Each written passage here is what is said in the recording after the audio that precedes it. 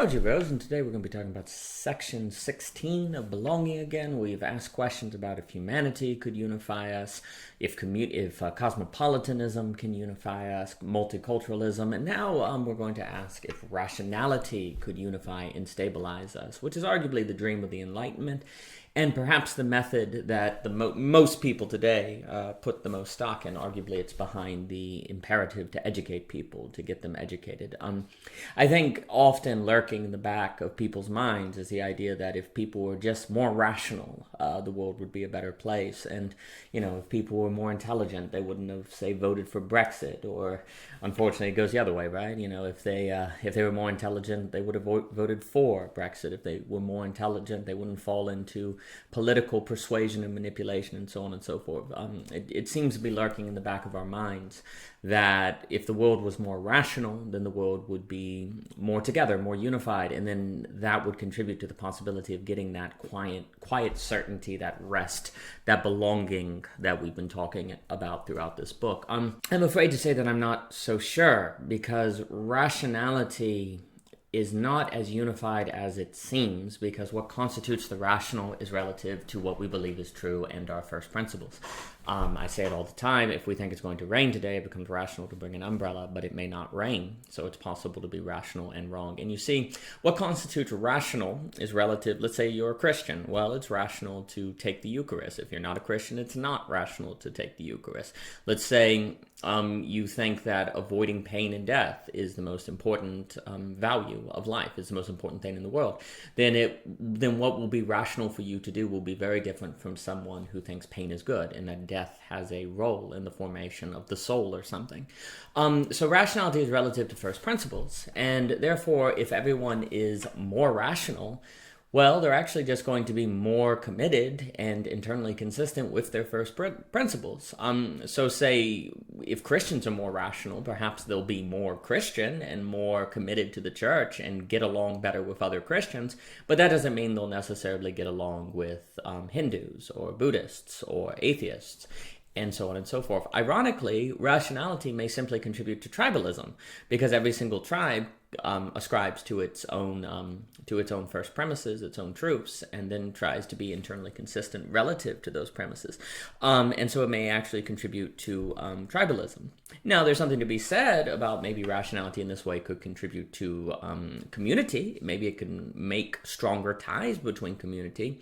But problematically, if what has been argued throughout Belonging Again is true, that the state has weakened the authority and power of communities, then it is unlikely that even if people, what will end up happening is even if people use rationality, say, to become more Christian, the overall project of Christianity and its metaphysical framework will feel illegitimate, delegitimized, unjustified, and so likewise the rationality within that system will similarly be weak. And as we've been pointing out, is the state has gradually weakened all communities in favor of the state, which of course can be very problematic if the last section is correct, in that the state trains us to be abstract, to love humanity but not individuals, to reference the brothers Karamazov, to not actually relate to the real world, that the state may contribute to disembodiment. If that's the case, then we have a bind, and increasing rationality won't even help us feel part of a community, which again could have its benefits, because if communities can become tribes, and tribes are where there are givens that can contribute to the banality of evil, this could have some benefits. So it's always important to remember that trade-off, which permeates the entire debate around belonging, and the entire argument of Belonging Again consists of discussing that trade-off between givens and releases, givens and individual freedoms. So rationality, and I had a conversation with Lorenzo about this, rationality can easily just contribute to conspiracies, and people falling into conspiracies, because rationality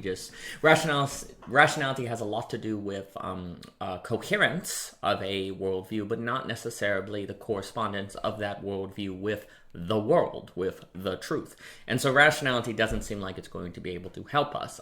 What about critical thinking, though? And if we define critical thinking in terms of empathy, as it does in that paper on critical thinking, it would certainly seem that critical thinking might do a better job of helping us relate with other people.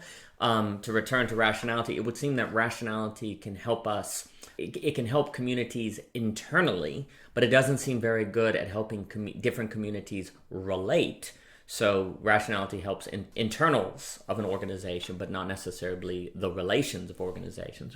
Well, critical thinking seems like it would be better because it would be empathetic. And please don't mistake me as saying that even if rationality cannot solve the problem of belonging again, that does not mean that therefore irrationality is good, or a lack of empathy or critical thinking is good. They certainly seem to be necessary preconditions. They seem necessary, but they don't seem sufficient in of themselves to address the problem. Because you see, with critical thinking, even if we can empathize with other people, we all have to empathize from first principles, from truths. And that being the case, the empathy has to come after first principles. So it's in the same boat as rationality. It doesn't seem like it would necessarily absolve us from ascribing to truths that other people that would lead us in the direction of tribalism. But maybe critical thinking and empathy could modify our first principles toward an ultimate set of first principles that everyone could believe. Because certainly we can change our first principles. We can start off as atheists and become Christians, or vice versa. So maybe critical thinking maybe it's possible that there's an ultimate set of first principles that empathy and critical reasoning could help us modify toward. And maybe theoretically, if everyone on the planet critically reasoned, they'd arrive at the same set of ultimate principles. And maybe in that way, we could arrive at belonging again and rest. Well, that's possible, and that will be taken up in the next section, but a bit of a warning.